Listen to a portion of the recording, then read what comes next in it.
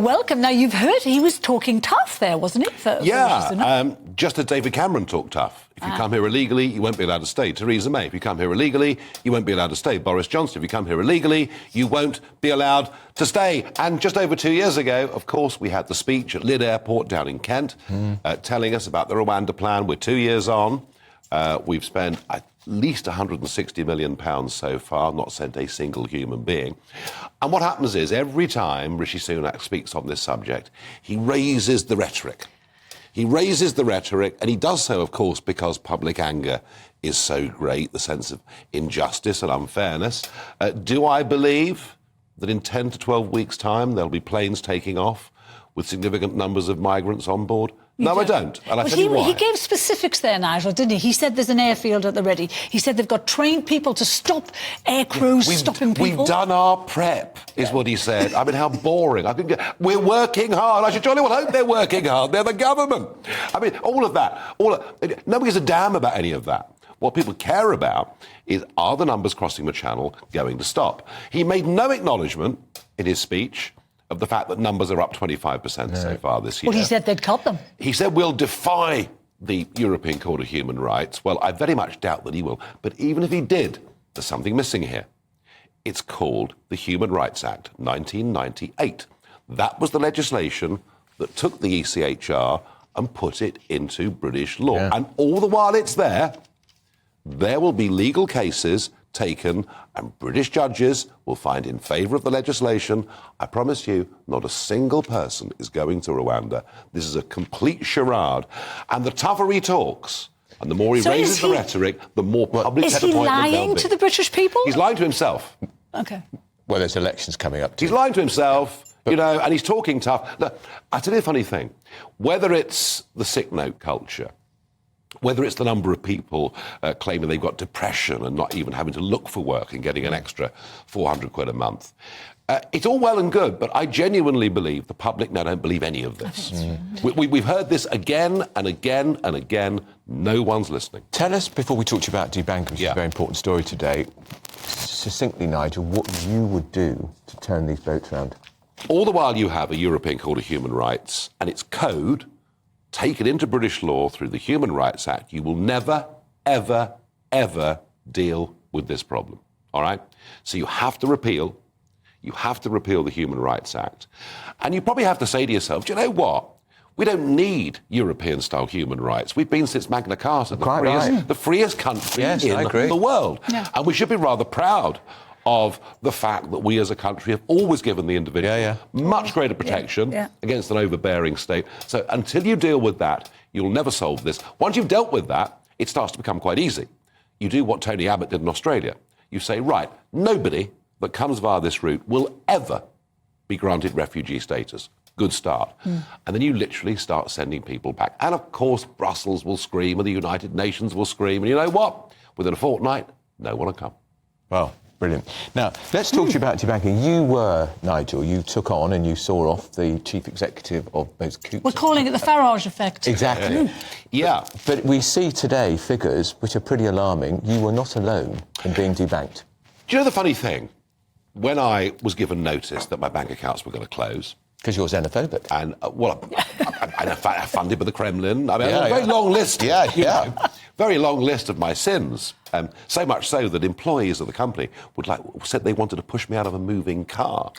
Lovely people.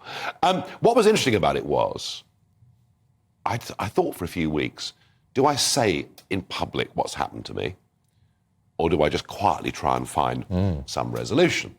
Finding a resolution was difficult because I was refused by 10 other high street banks, which just shows you how deep this corporate woke culture has gone.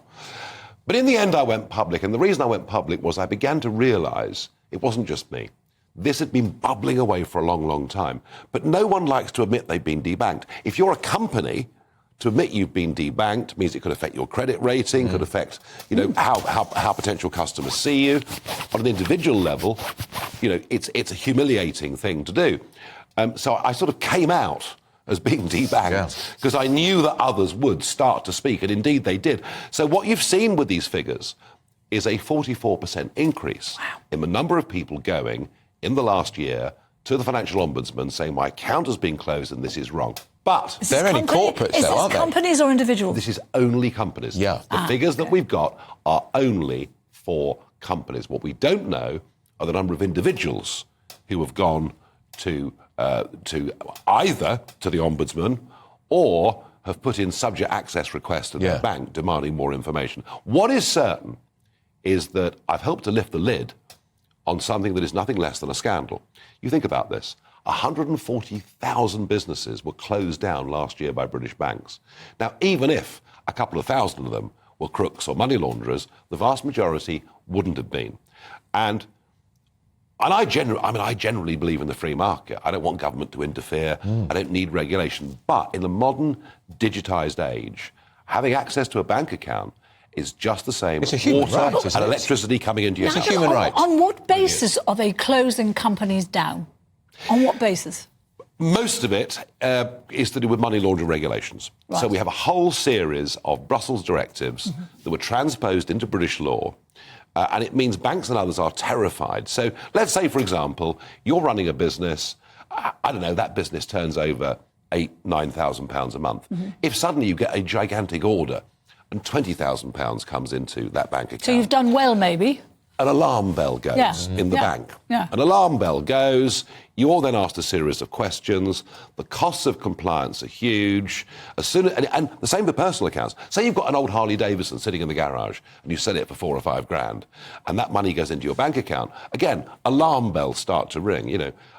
Are you a front for a Colombian drug ring, or whatever it may be? And the problem is this, the legislation is so onerous that the compliance costs of the bank in checking all this out are massive.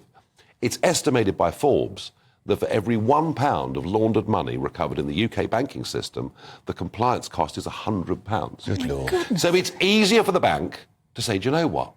We haven't got the man out. We're shutting you down. Close the accounts. And basically they're shutting businesses down because... So at the root of this, this are a series of European Union money laundering directives, well intended, but of course in this country carried out literally to the letter of the law. And what we need to do is to simplify that regulation. Didn't you tell us with Brexit, Nigel, that all these EU directives were going to vanish? Disappear and to be scrapped? No, that was Boris Johnson and people like that. What I told people in the referendum was that with Brexit we would have the opportunity to do these things if we had the will and the wit to do so.